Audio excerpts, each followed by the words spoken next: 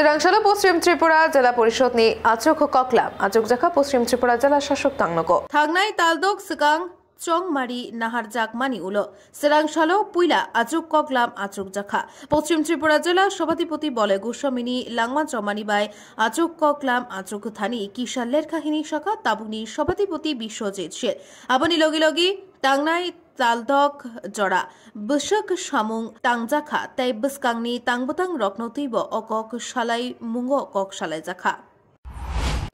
আপনারা জানেন আমাদের যে নির্বাচন হয়েছে পঞ্চায়েত নির্বাচন, তারপর আজকে প্রায় 6 মাস হয়ে গেছে।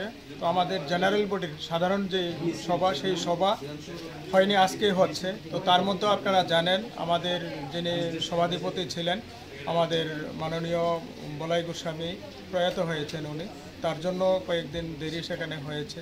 তো আজকে আমরা সেটার সমস্ত এই পশ্চিম ত্রিপুরা জেলার অধীনে যারা যারা আছে বিভিন্ন লাইন ডিপার্টমেন্টের আধিকারিকদের নিয়ে, বিভিন্ন ব্লকের বিডিও এবং আমাদের চেয়ারম্যান যারা আছে, আমাদের এই পঞ্চায়েতের সমিতির যারা চেয়ারম্যান, যারা আমাদের জেলা পরিষদের সদস্য আছে, প্রত্যেককে নিয়ে আজকে আমরা এই সাধারণ সভা অনুষ্ঠিত করছি। সেখানে পর্যালোচনা হচ্ছে কোন ডিপার্টমেন্ট কতটুকু কাজ করেছে, কতটুকু বাকি রয়েছে, সেগুলি নিয়ে আবার পরবর্তী সময়ে যখন সাধারণ সভা হবে সেটি নিয়ে আলোচনা করা হবে।